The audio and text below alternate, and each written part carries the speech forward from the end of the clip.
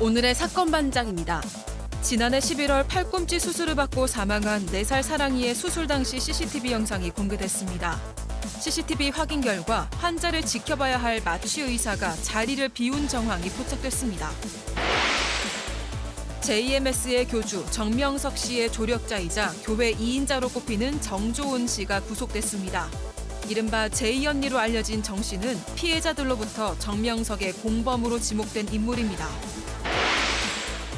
배달앱으로 음식을 주문한 뒤 50여 차례 넘게 음식값 및 배달비를 내지 않은 30대 여성에게 징역형이 선고됐습니다. 여성은 자신을 방송작가라 속여 음식점에서 협찬비를 챙기기도 했습니다. 뾰로롱!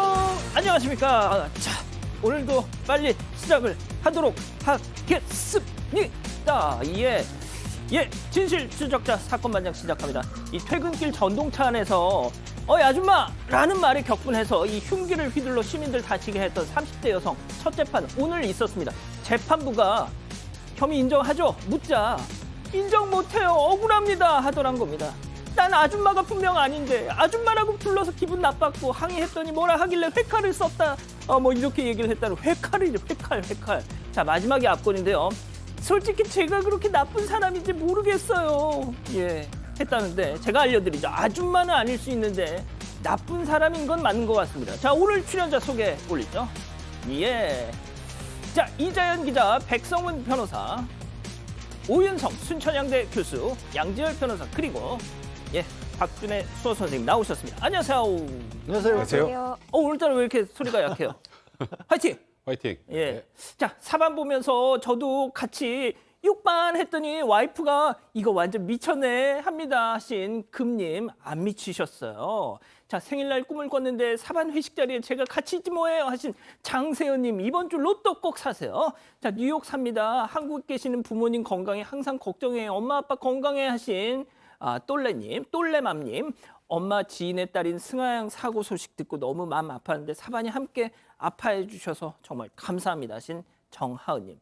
자, 그레이스 한님, 이유진님, 안종민님 모두 사랑합니다. 자, 그리고 어제 제가 말씀드렸지만 이 사반 유튜브 채널에서 안내 중인 그 부산 서면 돌려차기 가해자 엄벌 탄원서 벌써 1000분 넘게 참여해주고 계시는데요. 더 많은 분들 함께 해 주십시오. 자, 재미는 물론 의리로 함께하는 아싸 사반 뉴스에이 6반. 아우, 대한민국과 전 세계 동포 가족 여러분의 시선을 모아서 출발합니다.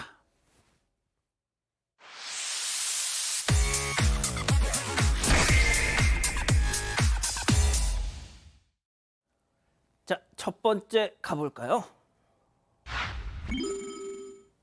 뺨 때리고 머리채 잡고입니다. 자, 이게 무슨 얘기일까요? 영상으로 만나보시죠.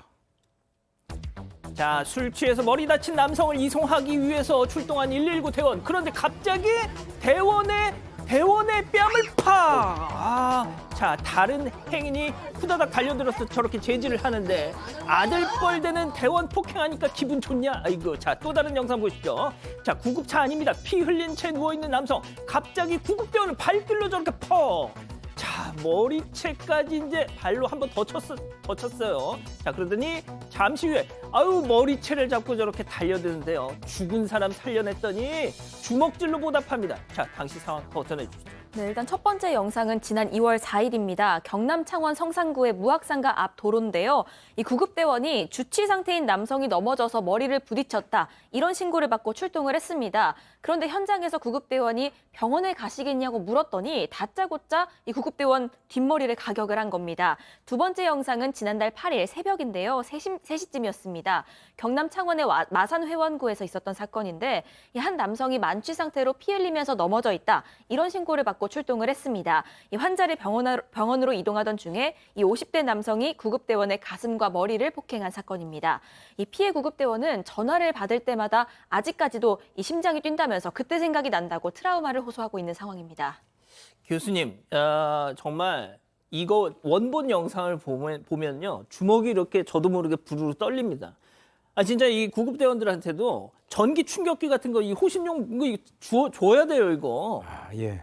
저는 잘 이해가 안 가는 것이 도와주러 온 사람들에게 저렇게 폐악질을 하는데 지금 이제 그 소방청 통계 6년간 통계를 보게 되면 지금까지 한 이런 일들이 즉 구급대원 폭행 피해 사례가 1,313건 정도 되는데 그중에서 90%가 전부 주치자로부터 발생이 된 겁니다. 근데 이런 일이 발생이 되면 심신미약이라고 해서 감형을 받거나 또는 뭐 구속은 전체 3%밖에 되지 않고요. 대법원이 이제 벌금을 받고 또는 혐의가 없다, 증거 불충분이다 이렇게 풀려나다 보니까 지금 저런 일들이 벌어지는 것 같아요. 그래서 아까 뭐 사실 이 그 구급대원이 호신용을 들고 다닌다는 것은 정말 이건 아이러니고요. 제가 봤을 때는 이런 보도가 어제 오늘의 일이 아니지 않습니까? 그러니까 여기 뭔가 여기에 대한 어떤 대책을 좀 강구를 해야 되겠다라고 하는 그런 생각이 드는데 근본적인 대책이 강구돼야 되겠죠. 알겠습니다. 자, 두 번째 뉴스 가보죠.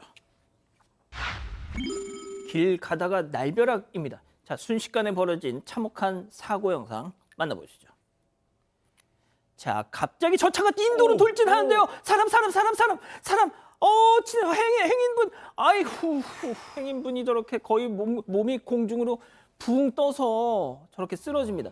많이 다치셨을 것 같은데 저 운전자는 급발진을 주장한다고요? 네, 저 운전을 한 사람은 저 차량의 소유주가 아니고요. 병원 발레 파킹 직원이 이 차주를 대신해서 지금 운전을 한 겁니다. 지금 보시면 정상적이지 않은 상황인 것은 분명해 보이는데 지금 저 행인이 뒤에서 저 엄청나게 소리가 났을 거 아니에요. 예. 그래서 뒤를 보고 피하려고 했지만 차보다 빠르긴 어려웠겠죠. 그래서 결국 차량에 부딪혀서 기절을 했었다고 하고요. 지나가던 행인들이 사고 현장 수습을 하고 피해자 보호 조치를 도왔고요. 또 운전자는 경찰이 찾은 뒤에야 바로 차 안에서 안 나오고 그 이후에 차에서 나왔다고 합니다. 말씀드렸던 것처럼 병원 발레 파킹 직원이었고요.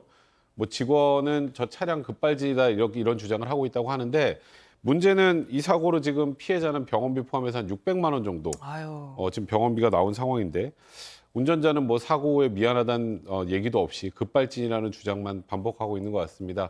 뭐 급발진인지 여부는 좀 확인해 봐야겠습니다만 일단은 저 운전자의 과실이라면 인도 침범으로 인해서 지금 피해자를 발생한 사건이기 때문에 이제 일단 인도 침범에 대한 뭐 도로교통법 위반 문제가 있을 수 있고 또 피해자가 다친 것에 대한 업무상 과실 치상 부분이 있을 수 있습니다.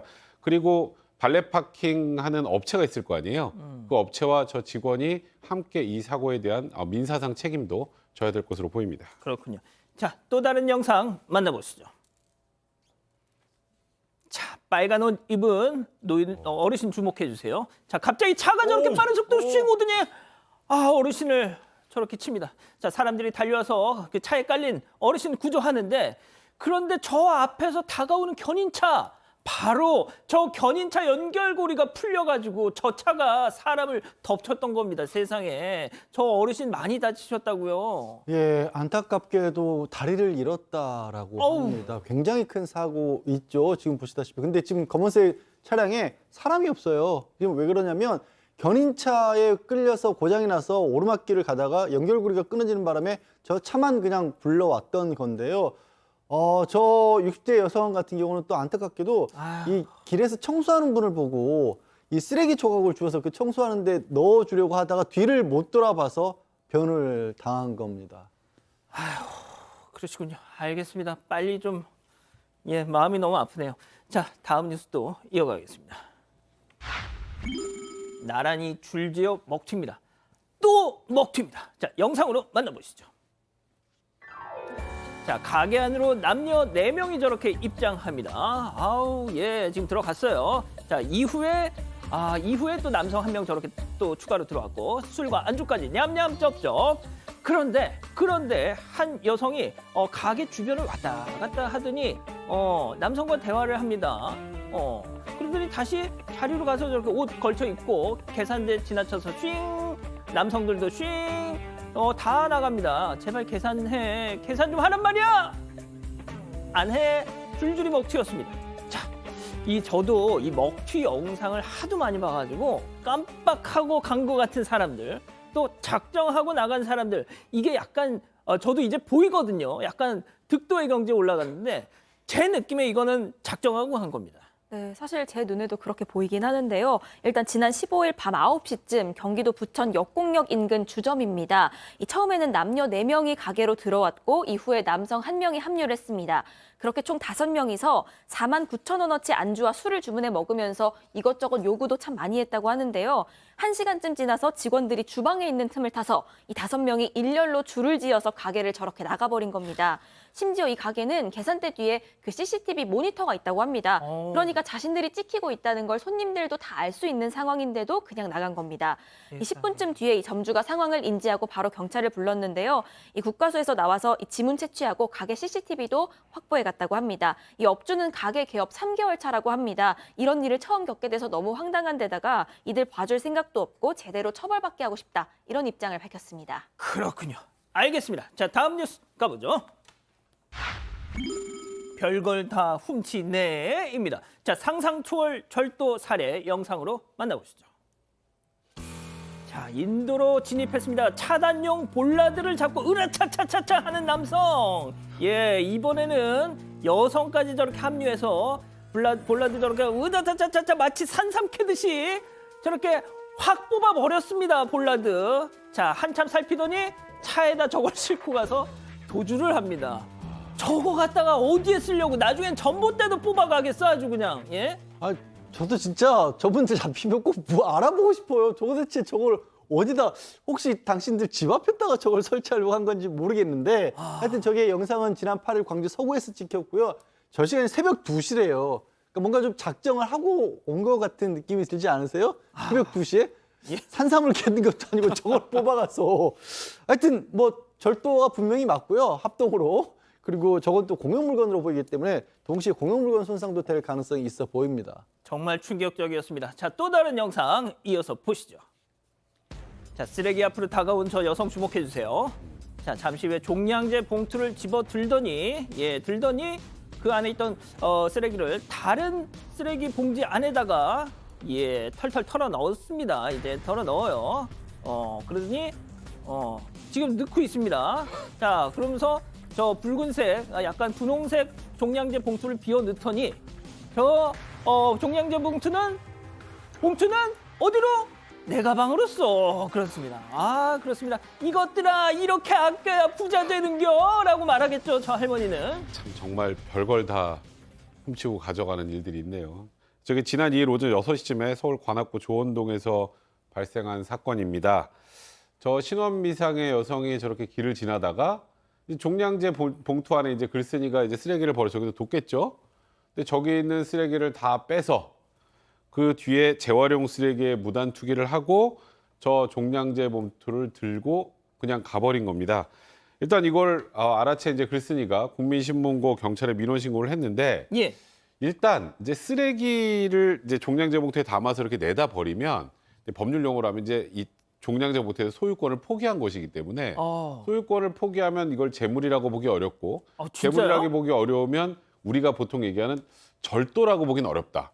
그럼 형사사건은 아니라는 얘기죠. 그럼 앞으로 저런 일이 생기면 그대로 다 놔둘 겁니까? 어떻게 해요, 그럼? 일단 최소한 쓰레기 무단 투기로라도 과태료를 부과하든 다른 조치라도 취해야 저런 일들이 이제 막아질 수 있는 거지. 이제 앞으로 저 딱 봐서 종량제 봉투만 보이면 탈탈탈 털어가지고 집에 가져가면 어떡할 겁니까? 저런 것도 막을 대책은 좀 만들 필요가 있어 보입니다. 아우, 그렇군요. 알겠습니다. 자, 마지막 사연으로 가보죠. 남편은 트로트 연습생입니다. 어떤 또 사연일까요? 네, 퇴사하고 트로트 가수 하겠다는 남편 때문에 고민이라는 여성의 사연입니다. 최근 한 온라인 커뮤니티에 올라온 글인데요. 요즘 남편 퇴근이 좀 늦어서 왜 그런가 했더니 알고 보니까 이 트로트 가수 되겠다면서 본인 용돈으로 보컬 학원을 등록해서 다니고 있었던 겁니다. 그러더니 조만간 사직서 내고 나 본격적으로 데뷔에 집중해볼게 라면서 아내에게 선전포고를 했습니다. 하지만 아내가 보기엔 남편이 스타성이 있는 것도 사실 아닌 것 같고 노래 실력도 들어보면 아내 귀에는 고라니 멧돼지 울음소리랑 좀 비슷하다고 하네요. 그런데도 이 남편은 미래 위해서 잠깐 고생하는 게 싫으냐? 나중에 성공하면 넌 한 푼도 안 준다 라면서 오히려 성질을 낸다는 겁니다. 이 와중에 이 남편은 아이까지 갖고 싶어 하는데 그 이유도 나중에 데뷔하고 다정한 아빠 컨셉으로 가면은 사람들이 감동받아서 예능 섭외가 좀 쉽지 않겠냐라는 이유라고 합니다. 이런 남편을 어쩌면 좋을지 고민이라고 합니다. 예. 자, 오늘 사연은요. 이게 뭐 들으셔서 아시겠지만 너무 인상적이어서 저희가 그 해당 커뮤니티 글을 가져왔습니다. 자, 사연자와 남편 둘 다 고민일 듯 싶은데 일단 들으신 내용은 일단 이 사연자 아내분의 일단 일방적인 주장입니다. 그걸 좀 감안하셨으면 좋겠어요. 자, 기다리고 기다리셨던 부처 핸즈업 타임. 우리 가족 여러분들도 채팅창에 OX로 함께 참여해 보시죠. 먼저 아내입니다. 오빠, 성문이 오빠 진짜 언제까지 생긴 대로 놀 거야. 나니까 오빠 데리고 사는 거지. 다른 여자들은 오빠 암만 노래 잘해도 오빠 안 좋아해. 제발 좀 거울 좀 보고 정신 챙겨. X. 예, 동그라미. 동그라미입니다. 동그라미? 예. 예. 일단 오, 3대1 좋습니다. 네. 구도 아이고야. 좋아요. 자, 다음은 남편입니다. 선영아, 내 꿈을 무시하지 마. 일단 미스터 트롯맨 나가보고 거기 떨어지면 고속도로 뽕짝 메들리부터 시작할 거야. 자, 자기야. 잘 한번 들어봐. 손대면 톡하고 트질 끝만 같은 그대 봉순하라 부르리. 잘하는데요? 잘하네요. 예, X입니다. X, 네, X. 자, 일단 우리 양 변호사님부터. 아니 일단 뭐 잘하는데? 아내의 말만 저도 듣고 싶은 생각은 없어요. 응. 사실 우리 지금 국민 가수 아이유도 가족들은 소리만 꽥꽥 지른다고 반대했답니다. 가수 때는 진짜요? 고음이 너무 세다고 가족들은. 세상에. 예. 근데 얼마나 지금 국민 가수로 자리 잡았어요. 그래서 아내의 그 판단만 놓고는 판단하지 않으려고 했는데 문제는 아이에 대해서 아이를 갖고 싶은 이유가 예능 섭외를 위해서 원한다는 게 예. 저는 아빠로서 도저히 이건 용납할 수 없는 태도입니다. 진짜. 남편분이 정말 이게 너무 그러니까 자기 어떤 꿈이라기보다 환상 속에 빠져 있는 것 같아요. 자, 일단 교수님. 자연의 소리 가수로서는 성공을 할 수는 있을 것 같습니다. 예, 그 멧돼지 고라니.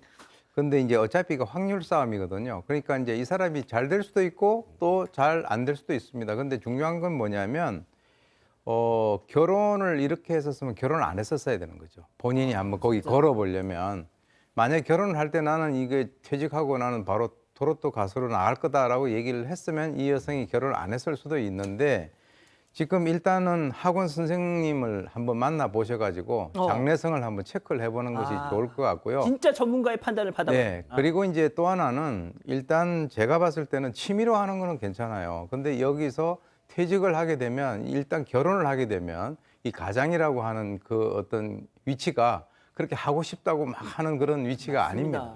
예. 자, 우리 백 변호사님의 의견. 얼마 전에 뭐 종편에서 뭐 트로트 오디션에 예. 그러니까 아나운서를 그만두고 내던지고 예. 출전해서 가수가 되신 분이 있습니다. 어.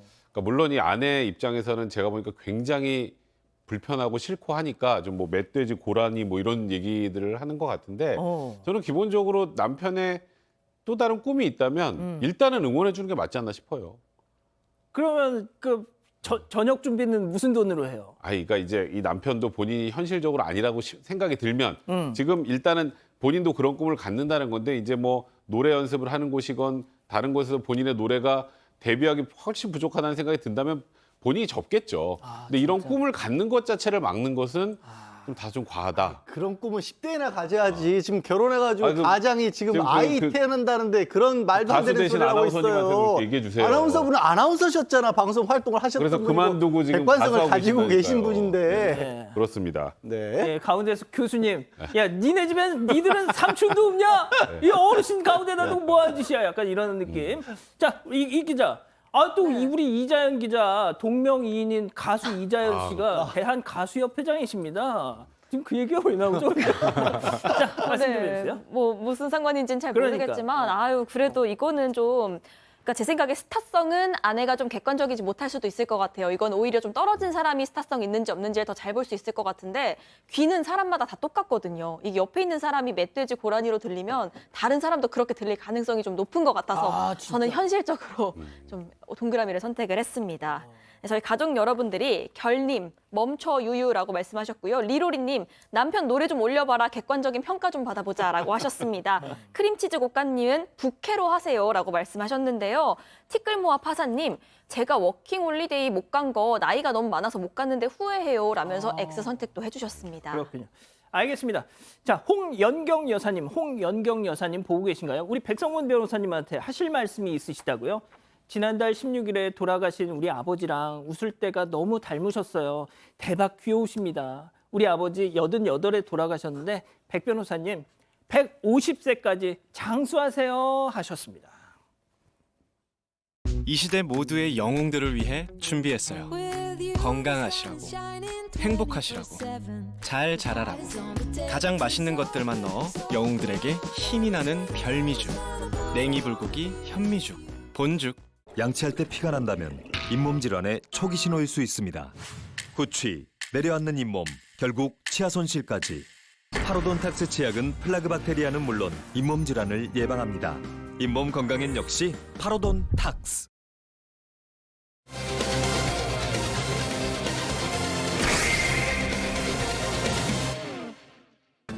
지난해 11월 팔꿈치 수술을 받고 사망한 4살 사랑이의 수술 당시 CCTV 영상이 공개됐습니다. CCTV 확인 결과 환자를 지켜봐야 할 마취 의사가 자리를 비운 정황이 포착됐습니다. 새롭게 드러난 수술 당시 상황을 들여다봅니다. 자, 이 참 안타까운 사고입니다. 일단은 자, 병원에서 생긴 일, 무슨 일이 생겼던 겁니까? 네, 일단 4살 사랑이가 지난해 11월에 수술을 받게 됐습니다. 장난을 치다가 당시에 벽에 부딪혀서 이 팔꿈치가 골절됐는데요. 김포에 있는 한 정형외과에서 12분 정도 이 접합 수술을 받게 됐습니다. 그런데 이 수술이 끝나고 마취가 깨는 도중에 이 사랑이가 갑자기 호흡곤란이 왔고 온몸이 파래지기 시작을 합니다. 심폐소생술을 하면서 큰 병원으로 옮겼지만 결국 숨졌습니다. 이 국립과학수사연구원은요, 이 사랑이 사망 직후에 이 경찰 의뢰로 시신을 부검했습니다. 하지만 사인을 밝히지 못했고요. 병이나 유전적인 질환은 없는 것으로 확인이 됐습니다. 이 병원 측은 수술에는 문제가 없었다는 입장입니다. 자, 이 병원은 최선을 다했다는 입장이고요. CCTV 영상을 확인한 유족의 입장은 조금 달랐습니다. 아니, 많이 달랐습니다. 자, 사랑의 아버님 얘기 잠깐 듣고 가시죠. 그 사람들이 진짜 최선을 다했는데 이렇게 됐는지 너무 궁금했는데 제가 직접 봤거든요. 근데 아니나 다를까 직접 보니까 최선을 다한 모습은 없더라고요. 주치의는 뭐 수술은 이상 없었고 수술실 안에서 이제 주의 관찰 잘 했다고만 저는 얘기했어요. 근데 주의 관찰 잘했음에도 불구하고 호흡이 이상해져서 이런 사건이 났다라고 했는데 CCTV를 본 결과는 그 결과가 아닌 거죠. 자리도 많이 비우고 이거는 도저히 그 어린애를 수술대에 올려놓고 할 행동은 아니라고 봅니다. 자, 마취의가 자리를 많이 비우는 모습을 보였다라고 지금 얘기를 했는데요. 이 수술 당시 사랑이 곁을 지킨 그 마취의가 곁을 지킨 시간 과연 얼마였을까요? 체크 포인트 짚어보죠. 고작 2분이었던 건가요? 네, 일단 CCTV 영상을 확인을 해 보면 사랑이가 수술실로 들어오고 이제 마취 의사가 전신 마취를 시작을 합니다. 전신 마취를 하고 나서 사랑이에 대한 수술이 시작되기 전에 일단 이 수술실을 나가고요.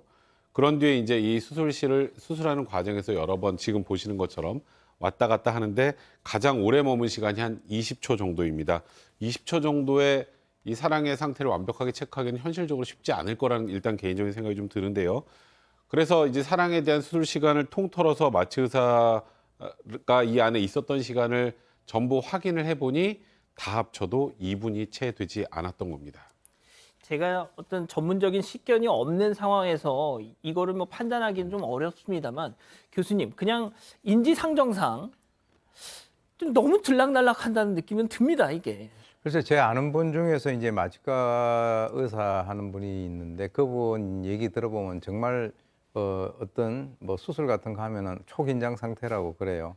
지금 이제 사실 이 마취과 의사 같은 경우는 수술 시작하기 전부터 딱 대기를 있다가 마취를 하고 난 이후에도 사실은 거기에 거의 이제 자리에 있어야 되는 그런 상황이고, 특히 이번 같은 경우는 성인하고 달라가지고 이 아동이기 때문에 특히 이제 그 상황이 확 바뀌질 수 있거든요. 그러니까 더 이제 옆에서 밀착 감시를 해야 되는데 실제로 이제 진료 기록에는 그렇게 다 돼 있어요.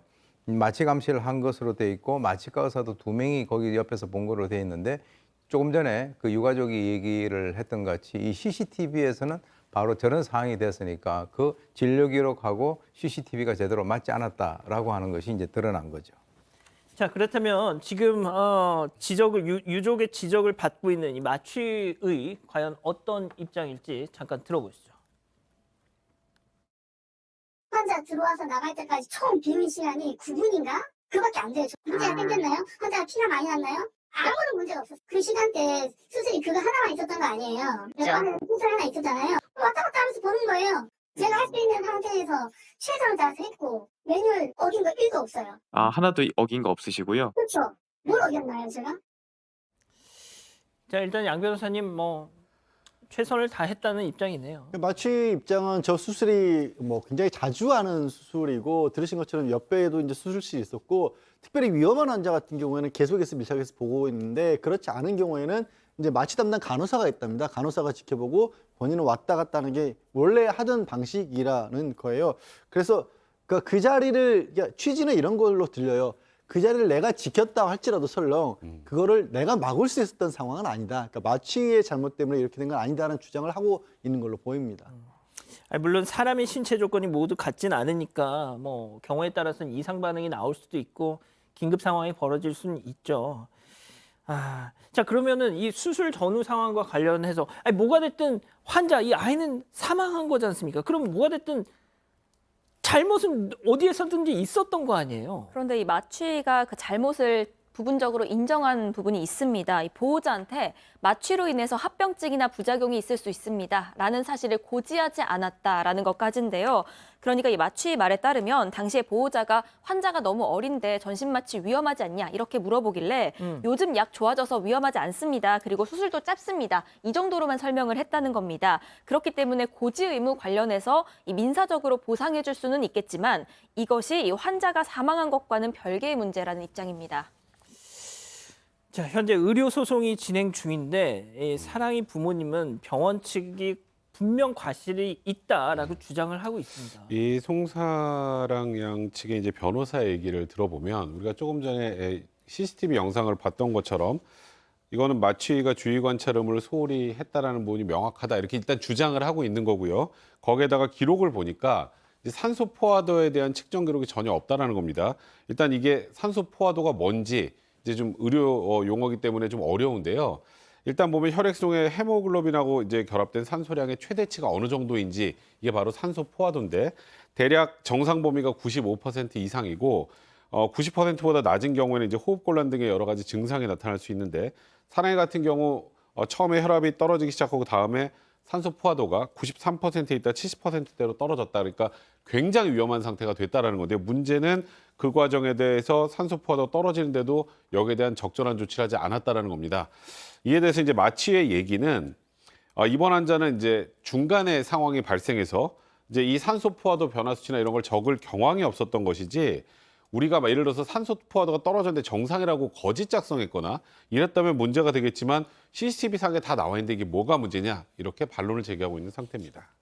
양 변호사님, 이게 처음에 정말 그냥 이 팔꿈치 좀 부딪혀가지고 다쳐서 정말 간단한 수술 한다고 들어갔다가 딸아이가 사망을 했습니다. 예? 그러게요. 이제 누구의 어떤 문제가 있었는지는 이제 의료소송 과정에서 자세히 다투어져야겠지만 뭐 지금 그걸 따지기도 전에 일단 사랑이를 잃은 슬픔은 너무나 크죠. 저렇게 웃고 있는 아이를 어느 날 갑자기 15분짜리 팔꿈치 수술 때문에 잃었다고 하면 부모님의 마음이 얼마나 찢어지겠습니까? 게다가 또 사랑이가 생전에 꽃을 굉장히 좋아했대요. 봄에 이런 특별한 날이 있게 되면 부모님들은 그 생각이 또 더 날 거 아니겠습니까? 올해 꽃 구경 같이 못 갔다는 것도 너무너무 서글프다고 하시고 조금 전에 오빠도 같이 나왔는데 오빠가 동생이 갑자기 떠나버린 것에 대해서 굉장히 힘들어하고 있다고 하네요. 수업을 받다가도 울어서 지금 심리치료를 받고 있다고 합니다. 수술이 끝나면 밥 먹이고 먹이려고 했던 그 젤리를 엄마가 이렇게 사오셨는데 이걸 사랑이가 봤대요. 그랬더니 수술실 들어가기 전에 엄마 나 배고픈데 저 젤리 먹으면 안 돼? 그랬더니 엄마는 수술하기 전에 뭘 먹으면 안 되잖아요. 그래서 그때 이제 못 먹게 했는데 그때 그거 입에 잠깐 넣어주기라도 할 걸 지금 너무너무 후회가 되고 가슴이 아프다 이렇게 말씀을 또 하셨어요. 자, 교수님. 이 CCTV를 지금 우리가 이렇게 수술실 CCTV를 볼 수 있는 것도 이것도 기적입니다. 예? 그렇죠. 이제 사실 그 이전까지는 CCTV를 잘 볼 수도 없는 그런 상황이고 사실 지금 이제 유가족의 주장에 의하면 저것도 이제 보여달라라고 얘기해가지고 한 5달 만에 본인들의 이제 손에 왔다 이렇게 얘기를 합니다. 그래서 이제 이런 의료 사고가 발생을 했을 때 특히 이제 대형 병원일 경우에는 이제 그 유가족들이 대형 병원을 상대로 해서 소송을 진행한다라고 하는 것이 굉장히 어렵다라고 이제 알려져 있는데요. 지금 어차피 이제 유가족이라든가 병원의 입장이 전부 다 다른 그런 상황이긴 한데 주변에서는 힘든 싸움이다 이렇게 얘기를 하지만 지금 유가족의 입장에서는 어쨌건 이 그 자기 딸의 억울함을 좀 풀어주고 싶다라고 이제 지금 얘기를 하고 있는데 결과적으로는 상당히 정말 안타까운 그런 사건입니다. 알겠습니다. 첫 번째 사건 이렇게 정리하고요. 두 번째 사건 이어갑니다.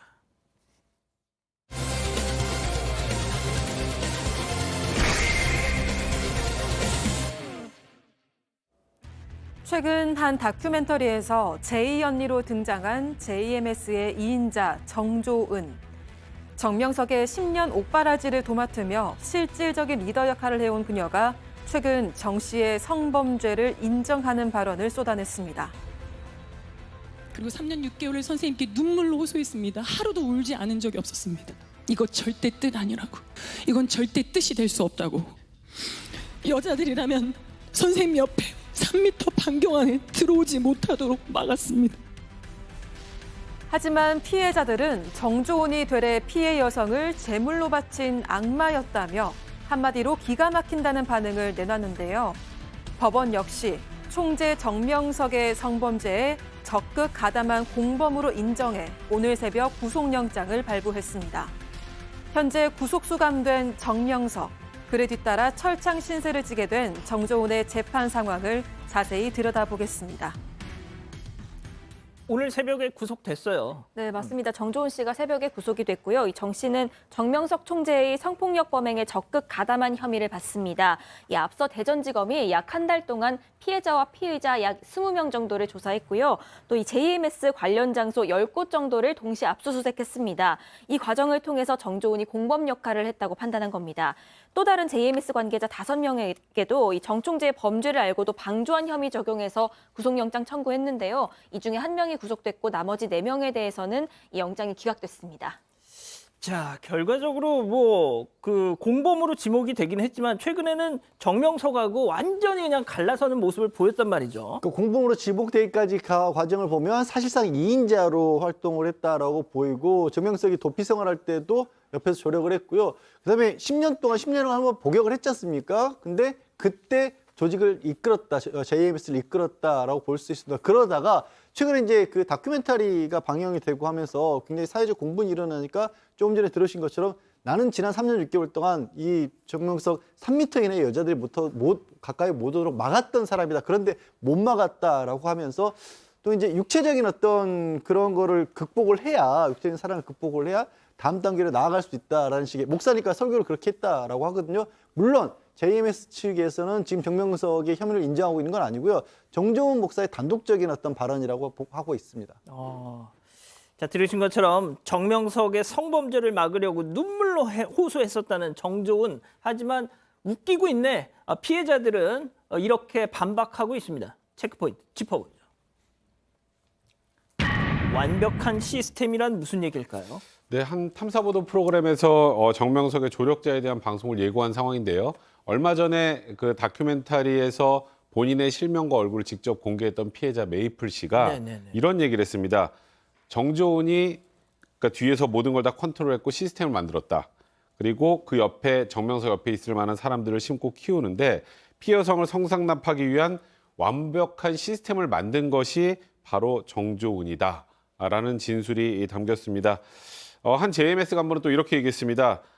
정조은이 특별히 심어놓은 사람들은 20대, 178cm 이상이었고 얼굴 예쁘고 날씬하고 입도 무거운 사람들로 일단 옆에 챙겨놨고 또 이제 피해자들의 진술에 따르면 정조은이 정명석한테 본인을 데려갔다라고 진술하면서 그때 이렇게 얘기를 했다고 합니다. 혼란스러워하면 신이 너를 특별하게 생각하는 것이다.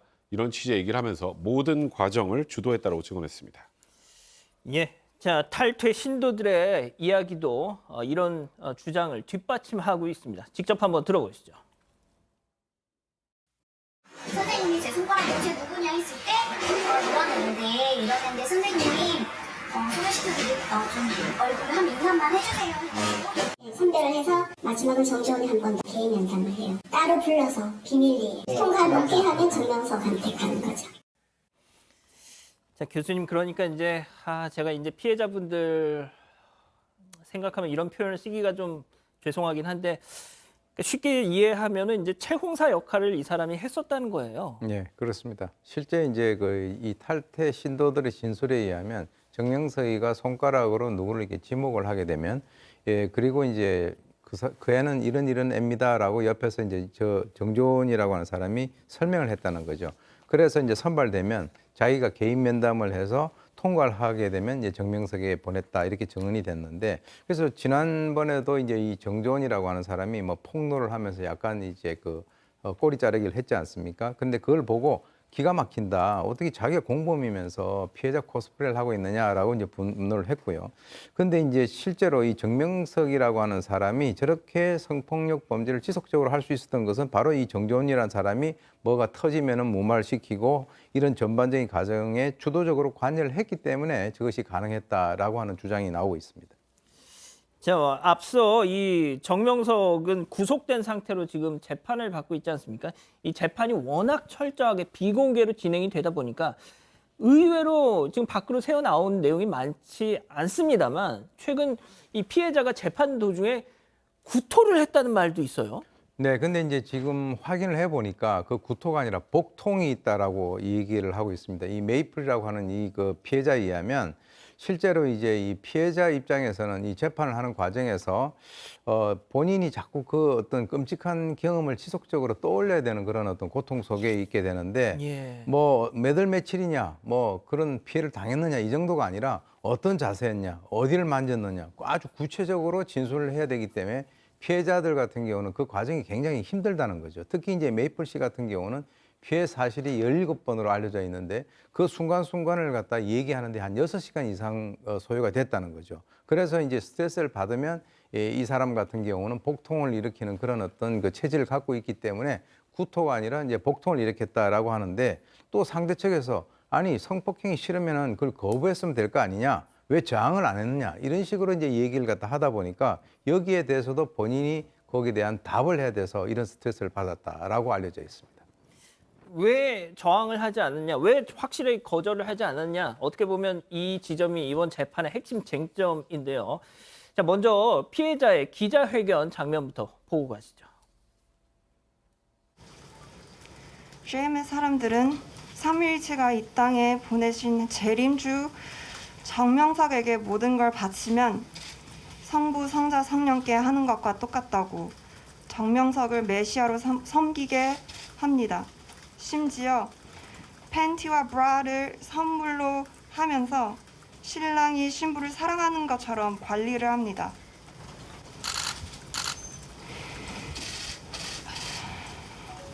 정명석은 절대로 메시아 아닙니다.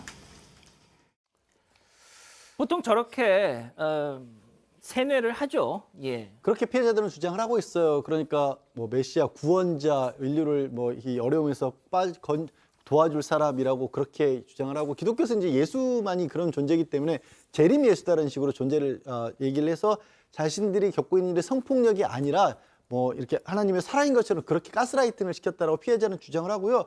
정명석은 증인신문 과정에서 절대 그렇지 않았다. 내가 언제 너희들에게 내가 재림 예수라고 한 재림 메시아라고 했냐, 가스라이팅 시키지 않았다, 메시아라고 JMS도 가르친 적도 없다라고 또 부인하고 있다고 합니다. 자, 그렇게 부인하고 있지만 저희가 입수한 이 정명석의 육성 파일에는 스스로 그렇게 칭하는 발언이 있습니다. 자, 현재 법정에서는 지금 저희가 들려드릴 이 녹취를 증거로 채택할지 여부를 두고 지금 막 그 공방이 오가고 간다고 하는데 직접 한번 들어보시죠.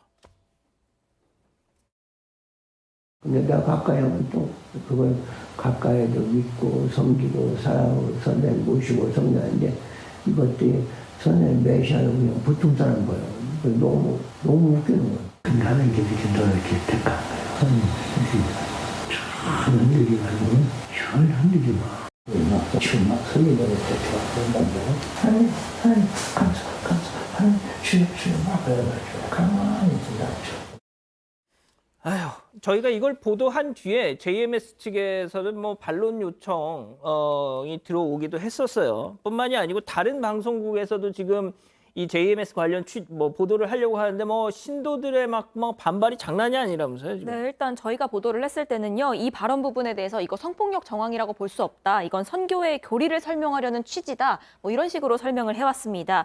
이외에도 지금 MBC PD수첩 그리고 SBS 그것이 알고 싶다. 이 보도가 이번 주에 잇따라 예정이 돼 있는데요. 시청자 게시판이 항의로 난리라고 합니다. JMS 당당하고 깨끗하다라면서 반발하고 있는 겁니다. 특히 이번 PD수첩 같은 경우에는 이번에 논란이 된 나는 신이다. 이 제작 PD의 후속 보도인 만큼 그만큼 거센 반발과 파장이 이어질 전망입니다. 자, 마지막으로 이 다음 주 27일이면 정명석 구속기간 만료되는 날이라고요? 네, 원래 이제 법원에서 1심에서는 6개월이 이제 구속기간인데 그게 이제 만료되는 상황입니다. 그럼 원칙적으로 이제 석방해서 재판을 받아야 되는데 정명석 같은 경우 지금 추가로 고소한 성추행 사건이 있고 또 무고 혐의까지 있는 상황이기 때문에 이걸 기초로 해서 다시 추가로 구속영장을 청구한 상황입니다. 일단 본인은 뭐 정신은 점점 어눌해지고 기억력도 없고 여러 가지 언론 타면서 한 것을 그대로 말했으면 좋겠다. 안 한 것까지 부풀리지 말아라. 이런 취지를 얘기했다고 합니다만 최근에 나와 있는 여러 가지 사실관계들을 종합해 본다면 구속영장이 추가로 발부돼서 구속 상태로 재판이 진행될 가능성이 매우 높습니다. 예. 마침 또 오늘 정명석 출석한 상황에 공판이 있었는데요. 이 판사가 뭔가를 막 얘기하니까 잘 안 들려요. 막 이렇게 연신 그 귀에다가 손을 갖다 대면서 자기가 예전 같지 않다. 쇠약해졌다. 막 이걸 막 몸으로 웅변했다고 하더라고요. 그럴까요, 과연? 자, 두 번째 사건 이렇게 정리하고요. 세 번째 사건 이어갑니다.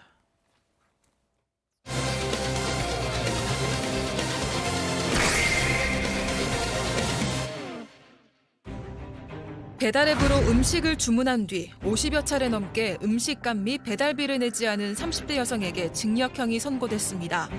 여성은 자신을 방송 작가라 속여 음식점에서 협찬비를 챙기기도 했습니다. 재판부의 판단을 짚어봅니다. 자, 조금 다른 먹튀입니다. 네, 30대 여성인데요. 지난 2021년에 부산 해운대구의 한 오피스텔에서 이 배달 어플을 이용해서 고가의 음식을 배달로 주문을 합니다. 그리고서는 배달 기사가 음식을 가져오면요, 이 계좌번호 알려주면 음식값을 여기로 송금해주겠다라고 얘기를 합니다. 속인 건데요, 거짓말이었습니다. 이런 거짓말을 하면서 범행을 수차례 이어왔던 걸로 조사가 됐습니다. 자, 얼마나 수차례였을까요? 세 번째 사건 체크포인트 짚어보죠. 54차례? 네, 어마어마합니다. 이게 2021년 6월 13일부터 7월 26일까지니까 50일이 채 되지 않거든요. 최소 하루에 한 번 이상 배달을 주문했고 그걸 전부 다 내지 않았던 겁니다. 첫 번째는 14만 5천 원 상당이었는데 총 54회에 걸쳐서 207만 원을 지급하지 않은 건데요. 배달한 걸 살펴보면 초밥, 햄버거, 맥주, 커피, 디저트 배달할 수 있는 모든 것들을 배달해서 공짜로 먹었습니다. 커피는 돈 내고 먹어라 좀 웬만하면 라고 지금 말씀하고 계십니다.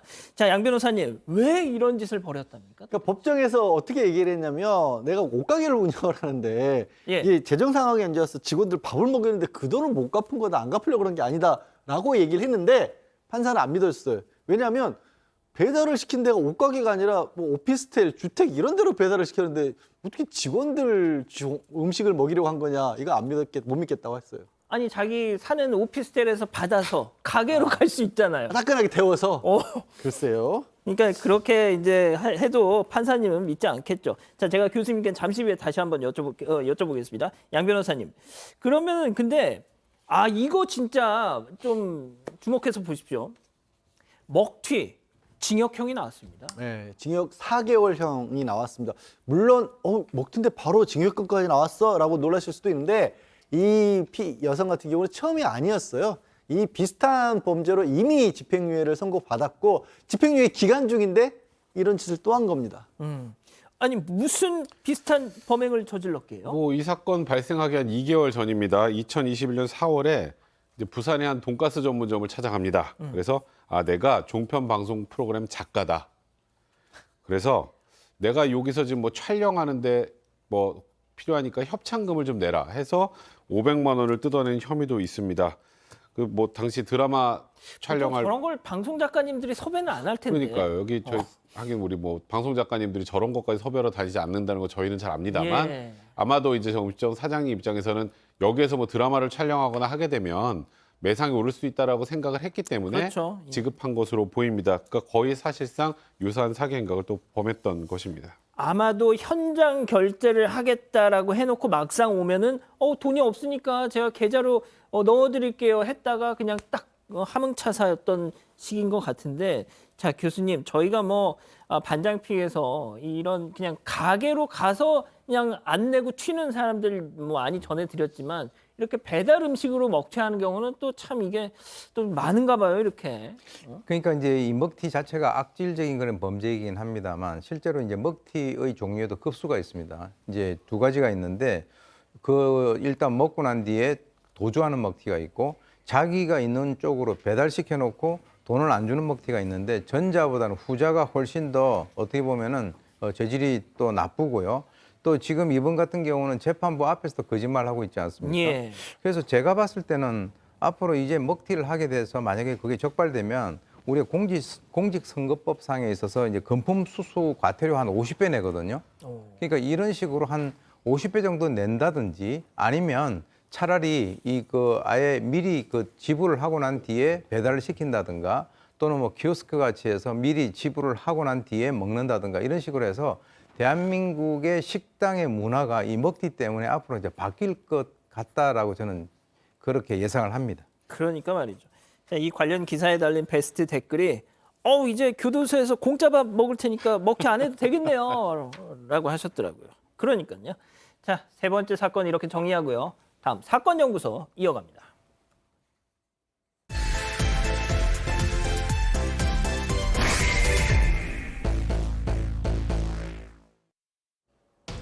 (2011년 11월) 대학 수학 능력 시험이 끝난 지 얼마 안 된 어느 날 서울 광진구의 한 아파트에선 작은 실랑이가 벌어졌습니다. 문을 열라는 아버지와 그럴 수 없다는 아들. 별건 중이던 이 아버지가 어머니와 연락이 안 된다면서 5년 만에 집으로 찾아온 건데요. 이 고등학생인 아들은 문을 가로막고 버팁니다. 어찌저찌 들어간 집안에서 아버지는 뭔가 이상한 냄새까지 난다면서 자초지종을 캐묻습니다. 결국 경찰이 도착하고 안방문을 열어본 이들은 모두 큰 충격에 빠집니다. 오늘 사건 연구소는 어머니의 실종과 우등생 아들을 파헤쳐봅니다. 자, 고등학생 아들과 어머니가 한 집에 살고 있었습니다. 그런데 아버지는 별거 중이었죠. 자, 그런데 그 별거 중이던 아버지가 간만에 집에 찾아왔는데 아들이 문을 딱 걸어 잠그고 열어주질 않고 있습니다. 부자지간에 이렇게 문을 가운데 두고 대치하고 있던 상황. 좀 더 들어보죠. 네, 일단 이 아들은 고등학교 3학년인 지모군인데요. 이 어머니랑 같이 서울 광진구의 한 다세대 주택에 살고 있었습니다. 이 어머니랑 아버지는 별거 중이었는데 이 아버지는 월 120만 원 정도를 생활비로 보내고 종종 안부를 물어오긴 했지만 평소에 이 왕래가 잦지는 않았던 것 같습니다. 그러던 중에 그 2011년 11월인데요. 이 아버지가 1년 만에 이 집에 찾아오게 된 겁니다. 그런데 지군이 아버지가 왔는데도 못 들어오게 이상하게 현관문을 가로막는가 하면 또 집안에서는 악취가 풍겨나오는 굉장히 좀 수상한 상황이었습니다. 결국 아버지가 경찰에 신고를 했고요. 그렇게 다 같이 안방문을 열게 된 겁니다. 안방 안에 뭐가 있었길래 악취가 났던 걸까요? 안방 안에 있었던 건 바로 어머니의 시신이었습니다. 그것도 최근에 사망한 것이 아니라 사망한 지 한참 지난 어머니의 시신이었는데요. 경찰도 할 말을 잃었고요. 얼마 지나지 않아서 지군이 어머니를 살해한 혐의로 이제 붙잡혀서 조사를 받게 됐습니다. 그러니까 지군이 지금 이 사건이 지금 이 아버지가 집이 들여닥친 지 8개월 전이었던 2011년 3월 13일 오전에 집에서 부엌에 있는 흉기를 가지고 어머니에게 휘둘러서 숨지겠다고 자백을 했습니다. 그리고 무려 8개월 동안이나 어머니의 시신을 이렇게 방에 방치한 겁니다. 아, 교수님, 그 시신을 8개월 동안 방치를 한다면 그중에 뭐 여름도 있었을 거 아닙니까? 8개월이면. 네, 이 사건 처음에 이제 보도됐을 때 굉장히 엽기적인 사건으로 충격을 줬었죠. 그래서 이제 그 당시에 이웃이라든가 또는 친척들이 어머니 어디 계시냐라고 이렇게 물어보는 보지 않았겠습니까? 예. 그래서 이제 그럴 때마다 아들이 뭐라고 그랬냐면 아버지처럼 엄마도 가출했어요라고 얘기를 했어요. 그렇게 해서 이제 순간순간 넘겼는데 아버지도 실제로 이제 6월 달쯤 돼서 전화를 걸어가지고 엄마 어디냐라고 얘기를 했는데 그때도 같은 얘기죠. 가출했다라고 얘기했습니다. 그런데 사실 8개월 정도 지나니까 이 시신이 부패해서 안방에서부터 이제 악취가 나기 시작을 하는데 그래서 이제 공업용 본드를 가지고 문틈을 완전히 봉인을 해버린 거죠. 그리고 이제 그 과정에서도 자기 친구들을 집으로 불러가지고 거기서 뭐 라면을 끓여 먹는다든가 하는 이런 그 평소와 다름없는 그런 행동을 해서 주위 사람들은 설마 아들이 어머니를 그렇게 했겠는가라고 하는 것에 대해서 전혀 눈치를 채지 못했습니다. 자, 아무리 공업용 본드로 문틈을 봉인을 한다 해도 그 새어나오는 냄새를 100% 막지는 못했겠죠. 자, 당시 지역 그 인근 주민들의 얘기 잠깐 들어보시죠. 한여름에는 모기가 그렇게 들어가는데도 저 모기장 저기 떨어뜨린 거 있어요 저기. 저 손 주먹으로 해서 뚫렸더라고 저거. 그래갖고 저걸 떨어뜨렸길래 내가 주워다가 저기다 놨어요 이제. 여름엔 더워서 열었다가 치지만 겨울에 그 추운데도 열어놓고 생활을 하더라고요. 자, 양 변호사님. 대체 왜라는 질문을 안 할 수가 없습니다. 아무래도 이 지군의 범행은 어머니로부터 굉장히 심한 압박을 받았던 게 원인이 됐던 겁니다. 이 어머니가 이제 지군의 학성력에 대해서 굉장히 큰 집착 내지 강박을 보였는데 어렸을 때부터 뭐 서울대학교 꼭 가야 된다, 전국 1등을 해야 된다 이런 어떤 압박이 있었고 또 아버지가 별거를 했다고 그랬잖아요. 그 이후에는 그게 더 심해졌다라고 합니다. 게다가 그걸 이유로 해서 폭력을 좀 쓰셨는데 좀 많이 심하게 때렸어요. 심지어 학교에 찾아가서 선생님이나 친구들 보는 앞에서까지 때리기도 했었고요. 아이고야. 잠을 재우지 않거나 뭐 지군 아버지에 따르면 이 정말 뭐 야구 방망이 골프채로 얼마나 심하게 때렸든지 바지가 진물이 나서 엉덩이에 붙어 있을 정도였고 엉덩이 양쪽이 모양이 달라질 정도였다라고 그렇게 얘기를 했습니다. 그러니까 골프채, 야구 방망이 이런 걸로 엉덩이를 너무 많이 맞아가지고 엉덩이 양쪽에 이 모양이 서로 짝짝이었다. 지금 말이 안 나오는데 일단 이 기자. 예. 네, 그 범행 3일 전에도 좀 비슷한 폭행이 계속 이어져 왔었는데요. 이 범행 3일 전부터 일단 이 지군의 어머니는 정신력 길러야 한다. 그리고 밥에 감사함을 알아야 한다 하면서 단식을 시킵니다. 밥을 안 줬다는 얘기죠. 예. 또 범행 이틀 전에는 공부하다가 지군이 존다면서 밤새 매를 들었습니다. 또 범행 직전인 그 밤 11시부터 그 당일 아침 8시까지는요. 이 지군은 잠도 자지 못했습니다. 5차례에 걸쳐서 200대를 맞았는데 이 골프채라든지 야구 방망이 같은 것들로 맞았다고 합니다. 국가수 조사를 해보니까 당시에 입은 바지에서 이 지군의 혈흔까지 발견이 됐습니다. 그러니까 지군은 범행 직전에 이 3일간 굶은 상태였던 데다가 이틀 가까이 잠은 못 자고 10시간 넘게 어머니에게 체벌을 받은 상태에서 범행을 저지른 겁니다. 뭐 이게 지금 말로만 들어도 이게 참 상상이 잘 안 되는데, 그러니까 이렇게 뭐 백 변호사님도 학창 시절에 부모님한테 뭐 공부하라는 잔소리는 한 번쯤은 들으셨을 거 아니에요. 그렇죠. 예. 근데 이제 이게 이 정도면 공부를 하고 싶다가도 그냥 마음이 사라지지 않겠어요? 그러니까 물론 뭐 어머니에 대한 살인을 저희가 정당화해서는 절대 안 되겠습니다만 물론이죠. 예. 어머니의 행동은 도가 지나쳐도 좀 많이 지나쳤죠. 그러니까 일단 지군 같은 경우 중학교 때 전교 1등을 3번, 가장 낮았던 성적이 전교 4등이었었다고 합니다. 그러니까 정말 공부를 잘했었죠. 그리고 초등학교 때 뭐 이미 토익을 900점을 넘겼다 이런 이야기도 있고요. 중학교 3학년 때 성적이 이제 조금 떨어졌는데 그래도 반에서 3등한 애들 정도의 우등생이었다고 하고요. 고등학교 가서도 일단은 전국 모의고사 같은 데서도 전국 한 4, 5천 등 정도를 했었다고 합니다. 근데 이제 일단 중학교 3학년 때부터 이제 지군이 하게 된 건 어머니는 1등을 안 하면 안 된다고 하니까 그렇죠. 3등 정도 하면 집에 가면 또 이런 엄청난 체벌이 기다리고 있지 않겠습니까? 예. 그러니까 성적을 위조하기 시작합니다. 성적표를. 성적표를. 그리고 고등학교에서는 전국 모의고사에서 4, 5천 등 정도 했었다고 제가 말씀을 드렸는데 그 당시 수능 응시자가 한 65만 명 정도 되니까 1% 안쪽이죠. 전국 4천 등이라고 해도. 네, 그럼 굉장히 공부를 그럼요. 잘하고 아주 우수한 것 예. 아니겠습니까? 그래도 어머니한테 혼날 게 두려워서 이걸 위조를 합니다. 사천 등을 62등으로 위조했는데 그걸 들고 가서도 어머니에게 혼이 납니다. 세상에. 그 직후 이제 학교에서 이제 학부모를 상대로 해서 대학 진학 상담 같은 것을 하게 되지 않겠습니까? 예. 그러면은 아까 조금 전에 제가 했던 위조 사실 같은 건 어머니가 알 수밖에 없겠죠. 그런 이제 본인이 성적표를 위조한 걸 어머니가 알게 된 본인이 어떻게 체벌을 당할지에 대한 두려움이 있었고 결국 그날 밤 살인을 저지른 것으로 보입니다. 교수님. 그러니까 저희가 항상 이런 전제는 해야 될 것 같아요. 그렇다고 해도 어머니를 살해하는 건 정당화될 수 없다라는 전제는 꼭 하겠습니다. 자, 교수님. 근데 이 친구가 이 당시 이 범행을 저지를 당시의 상황을 들어보니까 3일 동안 지금 잠을 못 잤다는 거잖아요. 네. 일단 제정신이 아니었을 것 같아요. 저는 이제 좀 주목을 하고 싶은 게 7살 때 온몸에 피멍이 들어도 자기 아빠한테 괜찮다라고 얘기를 했다라고 하는 것은 어린 시절부터 이제 그 아동 학대가 있었다라고 보는 것이고요. 그리고 이제 또 하나 제가 주목하는 것은 이 어머니가 아버지하고 별거를 하고 난 이후에 아들에 대한 집착이 더 심해졌다라고 하는 거.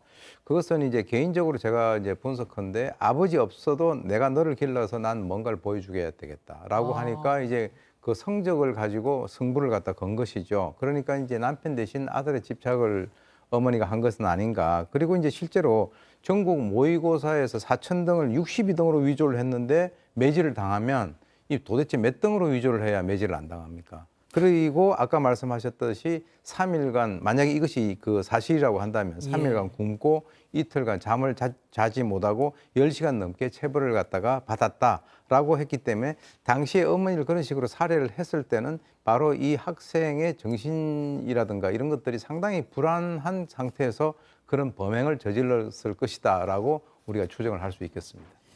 자, 이건 뭐 한참 뒤의 얘기지만 지군이 나중에 그런 얘기를 했었답니다. 잠을 못 자니까 내가 점점 짐승이 돼갔다. 그때 잠만 잤어도 내가 어머니를 죽일 일은 없었을 것이다 라고 했다고 하더라고요. 자, 이렇게 끔찍한 범죄를 저질렀지만 이 때문에 당시에도 폐륜하다 뭐 혹은 학대 피해자다 이렇게 의견이 맞섰던 것 같습니다. 관련해서 이 지군의 담임 선생님 얘기 당시 한번 들어보시죠. 만약에 그게 심신미약 상태가 아니고 이성이 살인 상태에서 일을 저질렀고 그랬다고 한다면 그렇게 너무 시신을 방치해도 거기서 발견도 같이 할 수 있었을까요? 그건 받아야죠. 안 받을 수 있는 사안은 아니잖아요. 저는 한번 받을 게 이제 나갔다고 생각해요. 어땠겠습니까?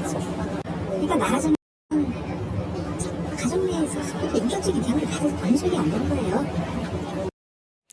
제가 교수님께 마지막에 좀 질문을 드리겠습니다. 자, 이 기자, 어머니를 그렇게 하고 나서 8개월 동안 학교를 다녔던 거 아니에요? 네. 수능까지 봤습니다. 하지만 이 지구는 살고자 하는 의지를 놔버린 것 같았다고 당시 주변인들이 좀 얘기를 했는데요. 일단 매일 밤 악몽에 시달렸다고 하고 그 집에 들어가 봤을 때 이 시신이 발각됐을 때까지도요. 그 집이 쓰레기로 발 디딜 틈이 없이 어질러져 있었다고 합니다. 그 어머니의 주검이 집에 늘 있었던 건데 그 존재를 잊기 위해서 영화라든지 게임이라든지 이런 것에 빠져들었다고 합니다. 이게 어머니 생전엔 제대로 해볼 수도 없었던 취미입니다. 이 어머니가 없어지면서 100만 원짜리 뭐 모형총 세자를 차기도 하고 모형 검을 수집하기도 하고 또 그러는 동시에 공부는 완전히 놔버려서 성적은 그야말로 곤두박질을 쳤습니다. 사건 직후에 이 지군이 수능을 태연하게 봤다 이런 보도가 나와서 좀 공분을 자아내기도 했는데요. 사실 지구는 수능을 볼 생각도 없어서 수험표도 안 받아갔었다고 합니다. 하지만 이 사실 아버지가 알게 되면 찾아올까 봐 그래서 그 시험만 겨우 치르게 됐다고 합니다. 제가 조금만 더 말씀드리면 내가 대학에 가면 엄마와 따로 살 수 있다는 생각에 하루하루를 버텼다. 그리고 이 학부모 총회가 예정이 돼 있었답니다. 그때 범행 당시에. 근데 학부모 총회에 가면 당연히 아들이 성적표를 조작했다는 사실을 들킬 거 아니에요. 그러니까 엄마가 그 사실을 알게 되면 엄마가 날 죽일 것 같아서 먼저 그렇게 했다. 뭐 이런 얘기도 후에 한참 나중에 그런 얘기를 했다고 하는데 양 변호사님 참 모르겠네요. 일단 재판부의 판단은 어땠습니까? 판사도 굉장히 깊이 고민을 했습니다. 법정에서도 이 지군 같은 경우는 그런 얘기를 해요. 이제 어머니의 어떤 학대라든가 집착 때문에 제정신이 아니었다. 하지만 죄는 인정한다라고 하면서 또 어머니가 보고 싶다고 또 법정에서 울었습니다. 그러니까 이 판사도 나도 이 자식 키우는 입장에서 이 지군이 어떤 죄책감과 고통에 시달리는지 너무 공감을 하고 꼭 형벌을 내려야 되는 거지 굉장히 고민을 했다라고 스스로 밝힙니다. 하지만 형벌이라고 하는 게 이 한 사람만을 위한 게 아니라 또 사회 전체에 대한 어떤 메시지도 담겨 있는 거 아니겠습니까? 그래서 결국에는 이제 속죄의 시간을 가지는 게 바람직할 것이라고 그렇게 결론을 내리면서 장기 3년 6개월, 단기 3년 선고를 했고요. 선고를 하고 지군도 울고 방청객도 울고 판사도 울었다고 합니다. 이게 2011년 사건이니까 이미 지구는 성인이 됐을 것이고 출소도 했을 것입니다. 교수님, 그러니까 뭐 잘하면 뭐 지금 이 방송을 보고 있을 수도 있겠네요. 예, 네. 그렇습니다. 이 사실 이 아동 학대라고 하는 것이 굉장히 무서운 게 이게 이제 전수 효과라고 하는 것이 있거든요. 그러니까 이제 만약에 어른들의 아동 학대가 아주 극심해지면 그걸 견디지 못하면 아이가 이제 세상을 떠나는 그런 불행한 일이 발생이 되고 또 이제 그것이 거꾸로 돼 가지고 이제 밑에 있는 아동이 그걸 견디지 못하면 그것을 갖다가 이제 그 칼날을 자기 부모에게 돌리는 그런 상황이 되는데 뭐 이 그 학생의 꿈이 평범한 회사원이었다라고 하는데 제가 봤을 때는 이 평범한 회사원이 되기가 상당히 어렵지 않겠는가. 왜 그러냐면 어차피 본인이 그런 일을 당해서 어머니에게 그런 식으로 뭔가를 갖다가 해코지를 했지만 결과적으로는 이 아들은 평생 동안 이 자기 부모를 살해한 그 어떤 기억은 자기 뇌리 속에서 지우기가 어렵다라고 하는 그런 상황이죠. 그래서 단란한 가정을 이루고 산다라고 하는 것이 과연 그렇게 말같이 쉽지는 않을 것 같고요. 왜 그러냐면 평생 동안 자기는 죄인이다라고 하는 거기에서 벗어나기 힘들 것 같은데 이런 사건들을 보면서 이 부모님들이 자기 아이들에 대해서 어떤 성적이나 이런 것을 가지고 너무 지나치게 푸싱을 하지 않는 그런 어떤 교훈을 우리가 이제 받아야 되는 그런 상황이 아닌가라고 생각이 듭니다. 알겠습니다. 자, 오늘 사건 연구소 이렇게 정리하고요. 글로벌 픽 이어갑니다.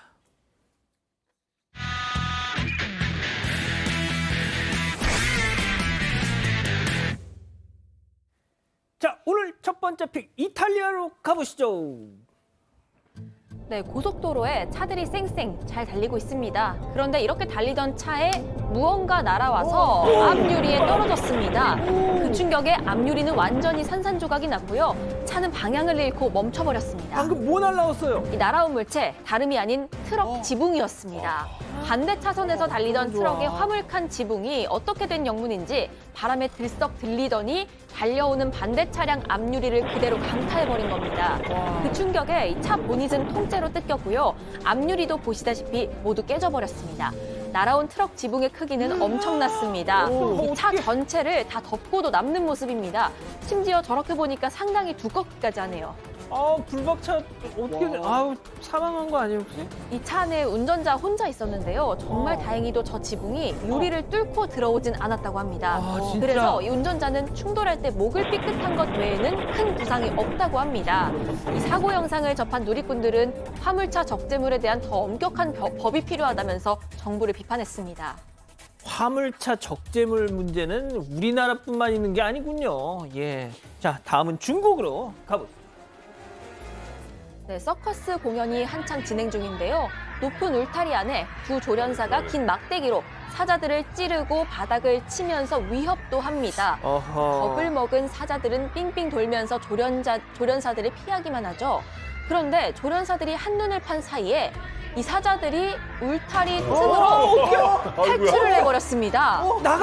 나갔습니다. 밖에 있던 직원은 급히 울타리 안으로 피했습니다. 사자는 울타리 밖을 어슬렁거립니다. 어떡해! 이 사자가 있던 울타리와 관객석까지는 10m도 채 안 되는 아주 가까운 거리였고요. 공연장 안에는 어떤 보호장치도 없었습니다. 공연을 보던 관람객들은 너무 놀라서 황급히 도망쳤는데 이야기 한번 들어보시죠. 前面的表演都还好，但是能看出来那个狮子很暴躁。表演到跳圈的时候都不服从了，他们进去表演的那个门没关好，那个狮子一下就从那儿直接就冲过去了，所有的人都赶紧冲出来了。 어떻게 저거 어떻게 이 나갔는데? 사자는 공연장을 탈출해서 인근 주차장까지 나왔습니다. 지금 밖에 있어 지금. 밖에 있습니다. 공연장에서 간신히 빠져나온 관객들은 주차장에서 사자를 마주쳐서 다시 한번 공포에 떨 수밖에 없었습니다. 이 경찰들은 곧장 출동했고요. 사자는 탈출한 지 15분 만에 다시 포획이 됐습니다. 아이고야. 다행히 이 사고로 다친 사람은 아무도 없었습니다. 당국은 해당 서커스단 공연을 바로 중단시켰고요. 이번 사고로 대중들의 동물 공연 보이콧 목소리가 더 커지고 있다고 합니다. 아우, 그래서 사자가 좀 온순했던 모양이에요. 그냥 가만히 서 있네, 그냥. 자, 다음은 호주로 가보시죠. 네, 차량 블랙박스에 찍힌 영상입니다. 차량 앞에 자전거 한 대와 흰 차가 저렇게 나란히 달리고 있죠. 그런데 흰 차 브레이크 등이 들어옵니다. 자전거는 차를 피해 옆길로 조심히 달립니다. 그런데 자전거가 지나가자마자 멈췄던 차량이 속도를 내더니 어이구, 내 자전거를 저렇게 치고 그대로 달아나 버립니다. 달아났어요? 뺑소니예요? 뺑소니죠. 차에 부딪혀서 지금 자전거에서 떨어진 남성은 도로에 몇 차례 구른 후 무릎을 꿇고 지금 보시는 것처럼 아주 황당해하죠. 그리고 땅을 짚고 아주 힘들어합니다. 현장엔 자전거도 보이지 않습니다. 뺑소니 차량이 자전거를 치면서 자전거가 차 밑에 걸렸는데 그 채로 운전자는 도주해버렸다고 합니다. 자전거가 완전히 엉망진창이 돼버린 상황입니다. 아니, 무슨 앙심을 품고 있던 건가요? 일단 피해 남성은 여느 때와 같이 자전거를 타고 출근하던 길이었는데 갓길로 차량에 방해되지 않게 저렇게 잘 달리고 있었다고 합니다. 그리고 사고 전에 뺑소니 차량 운전자와는 어떠한 시비도 붙지 않았었는데 아무런 이유도 없이 저렇게 갑자기 들이박아 버렸다고 합니다. 피해 남성은 이 사고로 정강이와 무릎, 지금 보시는 것처럼 그리고 턱에 타박상을 입었지만 다행히 보호 장비를 한 덕에 크게 다치지는 않았다고 하는데요. 뺑소니하고 도주한 운전자 얼마 안 가 자백을 했고요. 현재 경찰 조사를 받고 있다고 합니다. 어떤 이유인지는 아직은 잘 모르겠네요. 왜 그랬을까요? 자, 다음은 미국으로 가보시죠.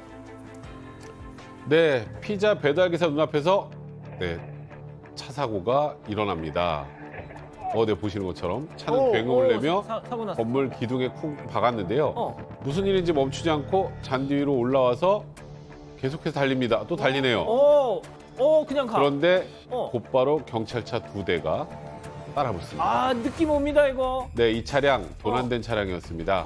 경찰들은 차를 훔친 두 용의자와 추격전을 벌이고 있었던 겁니다. 도난차 운전석에 있던 용의자가 차를 세우더니 내려 뛰어 도망칩니다. 이에 경찰들도 아이고 차에서 내리는데요. 그런데 이 모든 걸 보고 있던 배달기사, 용의자가 달려오는 걸 보더니 주춤하면서 다리를 쑥 내밀어서 용의자를 바닥에 넘어뜨립니다. 바닥에 자빠진 용의자 더 도망가지 못하고 결국 경찰에게 붙잡히고 말았습니다.